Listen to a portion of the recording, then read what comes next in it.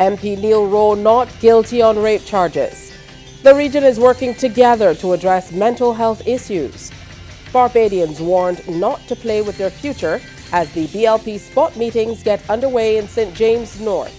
And in sports, a new athletics Grand Prix meet to be staged in Barbados.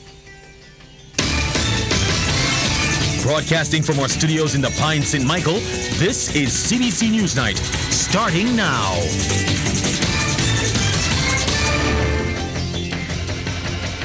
Good evening and welcome. Thank you so much for joining us. I'm Tisha Hines. We do apologize for the late start. We were experiencing some technical challenges. Parliamentarian Neil Gabriel Rowe has been found not guilty after 2 hours of deliberation by a 9-member jury earlier today. The 5 women and 4 men returned a unanimous verdict in the No. 5 Supreme Court.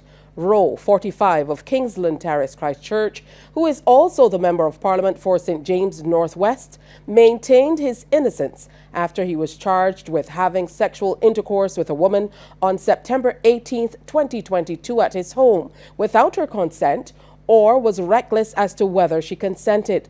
The trial began on April 7th before Justice Pamela Beckles. Following the trial, Rowe thanked his legal team and his support system.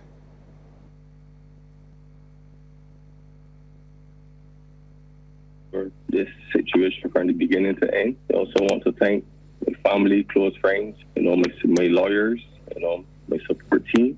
I'm very grateful to them. Honestly, I would like to extend gratitude to Dr. Jerome Walcott. He was one that I can honestly admit that was there at my side from the beginning to know. He was one that also had believed in my innocence, and I can admit that as well. Also, the Prime Minister, I want to thank her for her support as well in relation to the situation. Rowe was represented by King's Counsel Michael Lashley in association with Safia Moore, Sade Harris, and John L. King. The state was represented by Principal State Counsel Olivia Davis. The region's leading public health institution is focusing on the overlooked issue of mental health. The Caribbean Public Health Agency 69th Annual Research Conference got underway today at the Lloyd Erskine Sandiford Centre, where a number of stakeholders will engage in discourse to address the issue. Working under the theme, The Hidden Pandemic, stakeholders will focus on collaboration to ensure those affected by mental health receive the best possible care. Rachel Agard was there, and she files this report. This year's Caribbean Public Health Agency 69th Annual Research Conference will provide a much-needed platform to advance discussions, share research, and advocate for policy changes to prioritize mental health in the region. Minister of Health and Wellness, Senator the Most Honorable Jerome Walcott says the government established Lifeline Barbados in February 2024, which addresses issues of anxiety, depression, thoughts of suicide and homicide, substance abuse, and social challenges. Last month alone, there were 740 calls recorded, the highest since the start of the program. And the ministry is currently working alongside the Pan American Health Organization to review and modernize the mental health legislation to ensure those affected are given adequate care.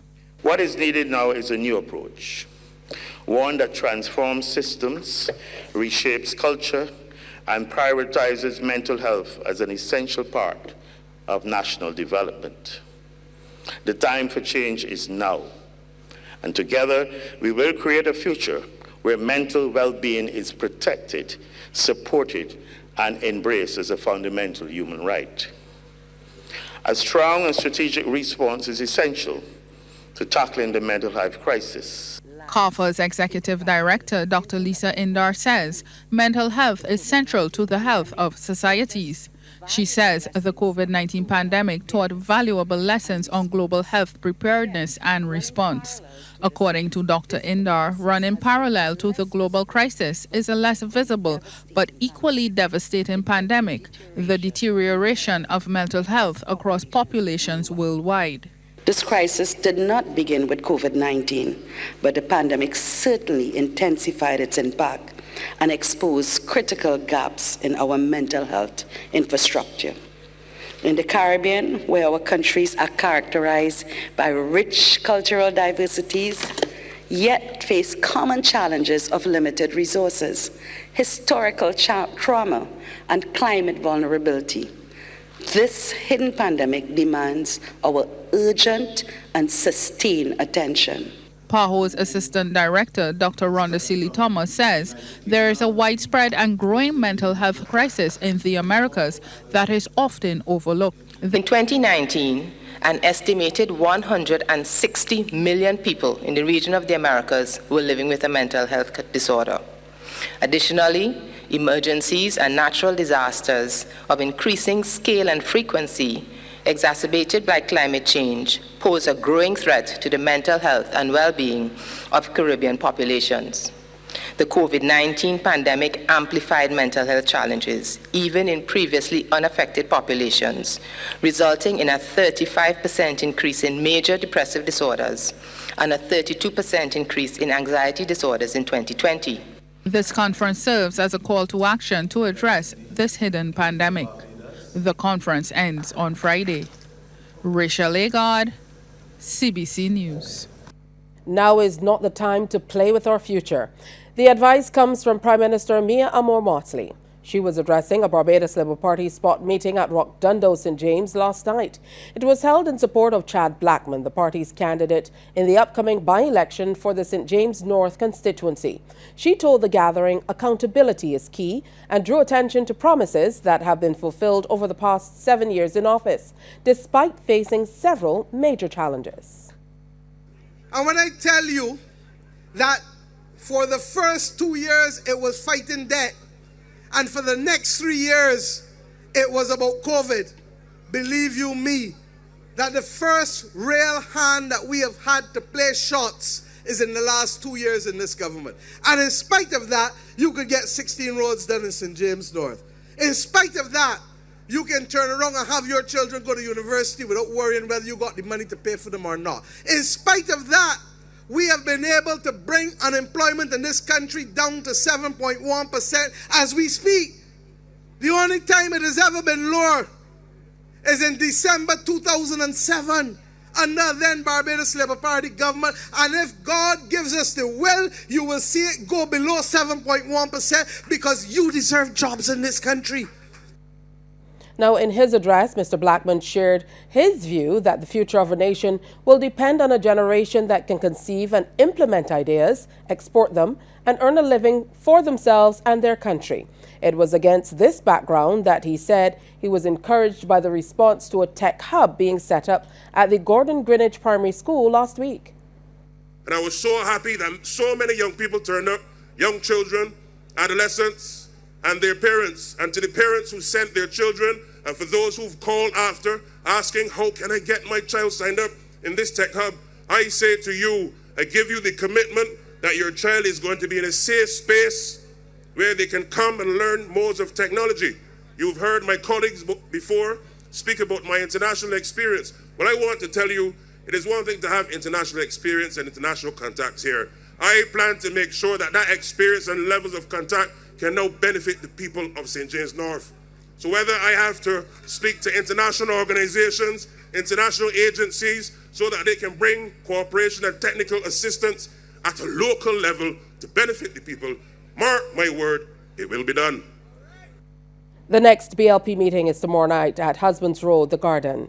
The first Democratic Labour Party meeting is scheduled for tonight at Weston in St. James.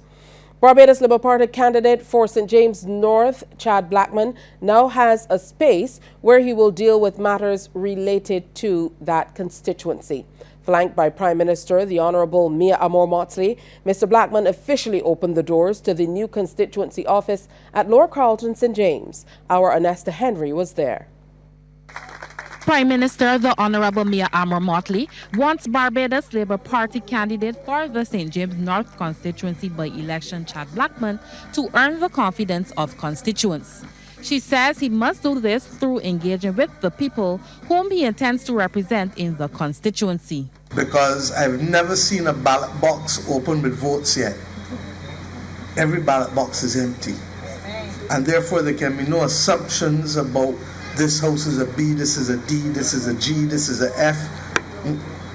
It is about engaging as many people as we can find and being able to put the program. Candidate Blackman says he will always be available to his prospective constituents, many of whom he says know his number by heart. And it is not just because I can give it. I believe if I want to put myself before you, you have to be able to reach me. Gord, who drives me every day, where are you? Jeffrey, he can tell you, boss man, your phone going off enough, boy. And each time I answer. Why? Because people need to reach me because they may have an issue, they may have an opportunity that they want to be helped with, and therefore that must also continue beyond May 21. And I'm confident with your help, obviously God's guidance, that post May 21, I will be the Member of Parliament for this constituency. Blackman's campaign manager, Deputy Prime Minister Santia Bradshaw, says the office should be seen as a secondary home for constituents. To be able to get information, for us to be able to create opportunities in the constituency of St. James North, and to be able to allow him to feel the energy of the people in the community, so that when he sits back in Cabinet of Barbados, that he is able to not now just represent a portfolio, but he does so with the interests of the people at heart in St. James North. The office was blessed by Apostle Dr. Lucille Beard during the proceedings. Anesta Henry, CBC News. And more from the campaign trail. Democratic Labour Party candidate for St. James North, Felicia Dujon, is calling on government to simplify and streamline processes for those dealing with filling and filing of forms. Ms. Dujon was nominated as a candidate to contest the May 21st by-election and says she spent more than an hour yesterday filling out the requisite forms before signing them. She says the Electoral and Boundaries Commission still do a lot of work manually that can be computerized, making the process easier for all involved. Ms. Dujon was speaking during last night's episode of DLP TV. These are the issues that we speak about, where government tells you about spending millions of dollars to computerize all the civil government offices, but yet still something so basic is not being done. I think it's important. I think this is part of what I have been advocating, that we pay taxes, but we're not receiving the services that is required. We're not receiving the services that we pay for. And so all of this, I mean, I'm sitting there and I'm thinking about it, that we have to make those processes much easier and make our civil servants more efficient in terms of the services that they provide to us. Coming up, we'll tell you about a number of schools that are to be combined. With a declining population and fewer children sitting the Barbados Secondary School's entrance examination, the Ministry of Educational Transformation is set to amalgamate a number of primary schools. And education officials are well on their way to rolling out the transformation of the island's education system in short order. Rachel Agard has that story. The Ministry of Educational Transformation is on a thrust to ensure no child is left behind. And with a declining population, Minister of Training and Tertiary Education Sandra Husbands, who is also acting as Minister of Educational Transformation, says a number of schools have been earmarked to be amalgamated. We have a decline in our population overall, and we are beginning to see it turn up in the registration of births, and the number of children therefore will be reduced coming through the school system. And what that has led to is that we have a number of schools that are extremely small, and so we've been looking at amalgamating some of those schools and using them in an alternative way because our numbers are small. But it says to us that every child matters even more, because it means that the Barbados economy will have fewer people going forward to carry economic growth, to carry our families, to build our communities, to build our churches, and therefore it means that we cannot afford to have one child not make it as an individual. The ministry is also changing the way teachers deliver instruction in the classroom and how they engage their students. Ms. Husband says over the last 3 years, teachers attending the Urdistan Teachers Training College have been tutored in project and play-based learning, with 32 additional teachers tutored in special needs and dealing with those with autism to create an integrated environment. I don't know if we are having more or we are diagnosing them better. They may have been there all the time and being treated as not able to learn, rebellious, or we would have put different labels on them. Now that we are better informed, we now understand what are some of those needs that those children have. And one of the things that the ministry has reinstated is early assessment of children for their hearing, for their speech, and for their sight. Because we recognize that if we can very quickly diagnose when a child is having a problem, we can then develop a special personal development plan for that child. While Minister Husbands notes there have been many calls for the abolition of the Barbados secondary schools entrance examination, she says it will not happen overnight. That process is coming to its finality. Don't forget, it's not just waking up one day and say stop and then start. You have to put all of the systems in place that support the outcome which you wish to have. So now we are just awaiting the decisions by the people who have the authority and the need to make that determination. And as soon as that is made, they will be coming to you and sharing, this is what we're looking at, this is when we're going to be doing it. But we are much closer to the end than we ever were. All stakeholders are urged to visit the ministry's website and social media pages for further updates and information. Rachel Agard, CBC News. The new Archdeacon, the Venerable Dr. Vaughan Watson, along with canons, missioners, have been officially installed into the local Anglican diocese. It was done during a choral evensong with the translation of the new Archdeacon and the installation of the new canon ceremony at the Cathedral Church of St. Michael and All Angels. Anglican Bishop the Right Reverend Michael Maxwell made the appointments to ensure the smooth running of the diocese. The new canon missioners are rectors of the St. George Parish Church, Senator the Reverend Canon John Rogers, Rector of the Christchurch Parish Church, the Reverend Canon Mark Harewood, and Rector of the St. Philip Parish Church, Reverend Canon Trevor O'Neill. All posts took effect from April 1st. While delivering the sermon, the Reverend Canon Noel Burke acknowledged the work put in by the four. 4 persons who have contributed much in terms of parish life and ministry in this diocese are not simply being preferred, but rather called to further work to exemplify in ministry of love, service, and sacrifice. Feed my lambs, tend my sheep, feed my sheep. The shepherd metaphor is employed here as a very powerful and enduring one. Another university student is receiving financial assistance from a Masonic body. Jalen Thornhill, who will be pursuing studies in computer science, received money today during a ceremony at the Cayville campus of the University of the West Indies. Deputy Grand Prefect of the Valley Council number 229 of the Allied Masonic Degrees, Maurice Gaskin, before making the presentation, said Masonry is a progressive science and not a secret organization, and they have been mandated by Grand Lodge to be more open to the public. And Jalen is one of these individuals who's a recipient today, and we trust that this gesture will go a long way in diffusing that belief. It can't happen just one-off, but over time. So, like we said, is a progressive science. To the public, is progressive work. The Deputy Grand Prefect said assistance from the fraternity is open to everyone and gave an overview of the scholarship funding.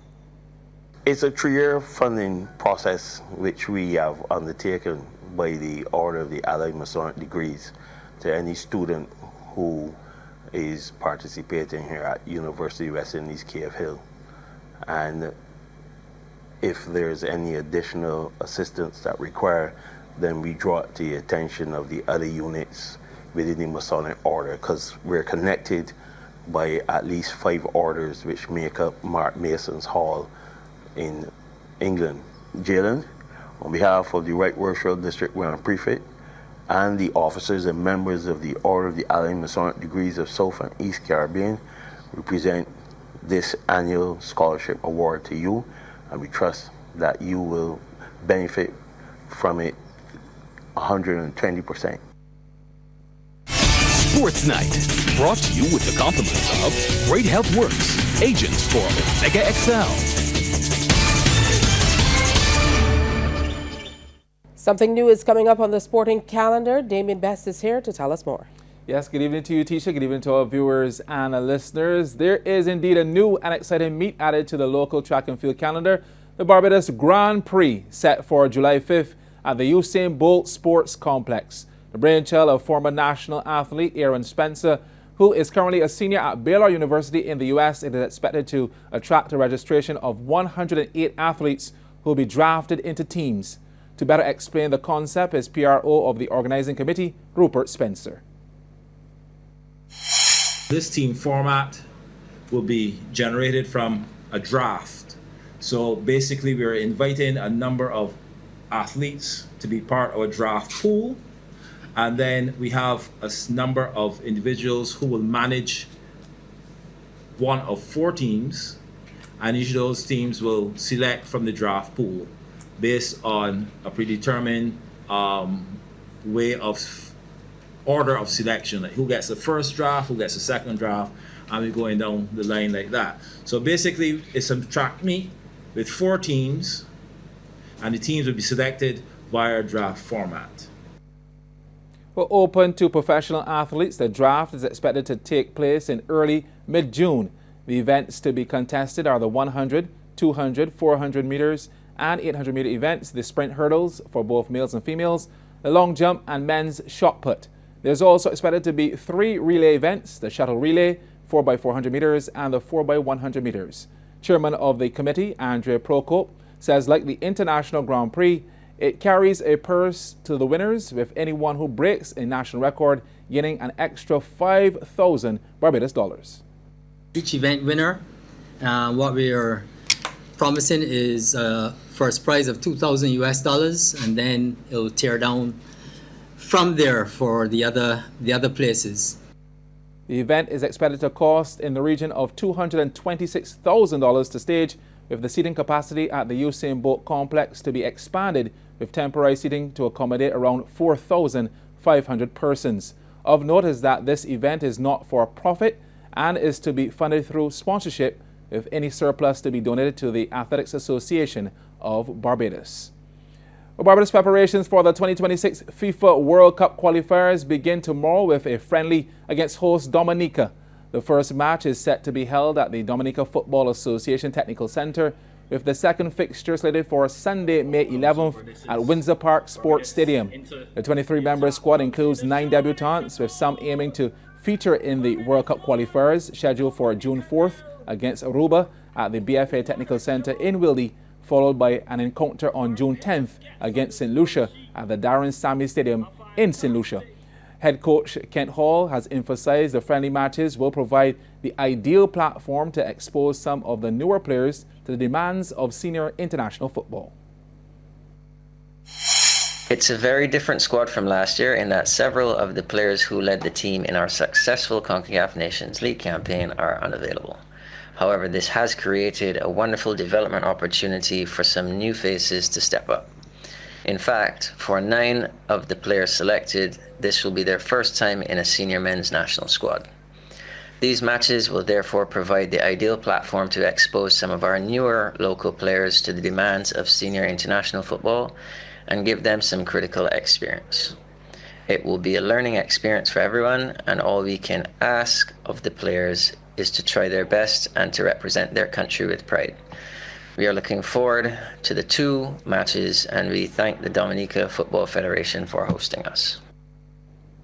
Well, the Dominican national team also has its sights set on building for the future as they gear up to tackle British Virgin Islands on June 4th and the Dominican Republic on June 10th in FIFA World Cup qualifying action.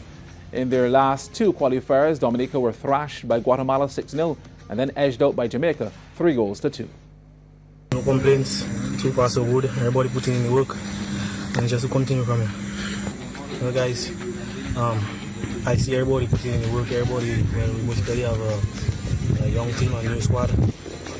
I see everybody coming with the confidence that they have. Those the senior players are there from now, just to guide them, get them to come on par with what we can do as a national team, and let's keep going. The two games against Barbados, of course, will form part of the ultimate preparations for the World Cup qualifiers, Dominican Republic and the BVI. I'm sure you guys will be looking ahead to these two big games as well. Yes. We're just looking to show the public what we've been working on so far and just, give them a show and come out victorious. Prominent economist Professor Justin Robinson says government has responded wisely to U.S. President Donald Trump's sweeping tariffs. The director of Central Bank of Barbados and Pro-Vice Chancellor Academic Industry Partnerships and Planning says the Mia Motley administration's response to the tariffs have been in best interest of the country.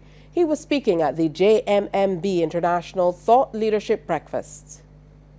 In the sense that, when you have elephants fighting, then the grass gets damaged. So you really want to stay below the radar. You don't really want to attract any undue attention to yourself. So I think that's been quite a skillful strategy. But also the Barbados government, I think in particular, has been on a mission to try to expand trade links with Africa. So I think hopefully we now see the urgency of those things. And also we have a number of initiatives around digital payments. Again, I don't think those have advanced as quickly as we would like. So I think the strategies to prepare us for this have been around, and there have been attempts to implement them. The principal of the University of the West Indies Five Islands campus in Antigua and Barbuda says Barbados and other countries in the region must move with urgency to shield citizens from the impact of the tariffs. I think because we've been very comfortable with the status quo, they have been seen maybe as things that are nice to have. The new circumstances may force it, well, these are things that we must do. So I think the strategic direction is there, but it's the urgency and priority has not necessarily been there, but I think that now needs to happen. Sports Night, brought to you with the compliments of Great Health Works, agents for Omega XL. If you're just tuning in and wondering why we're still going past 8 o'clock, it's because we had technical challenges earlier, but we could not wrap up without having Damien Best back for the second half of sports. Thanks so much, Tisha, for accommodating us. Well, a new basketball tournament is on the horizon. The Barbados Amateur Basketball Association is set to stage the Barbados Basketball Festival from July 2nd to 6th at the Wilde Gymnasium. BABA President Francis Williams made the announcement on CBC TV following the recently concluded Premier League finals. Williams said teams from Canada, USA and Switzerland are expected to compete against local talent. So it's something that we're trying, obviously just to try and give our players some more exposure. Because of what was happening or not happening with the national team, we decided that we will try to get some international competition, and this is where we're starting. Williams also revealed that the Barbados senior men's national team has been invited to compete at an international tournament. The problem is that tournament is 2-3 months away, and is even further than that away in terms of distance. So the price of it is going to be significant. We are still exploring the possibility. We're going to do everything that we can to make it happen. But only on Friday we received that. We expressed an interest yesterday, but now we have to confirm it by being able to raise the funds and take the national team to the tournament.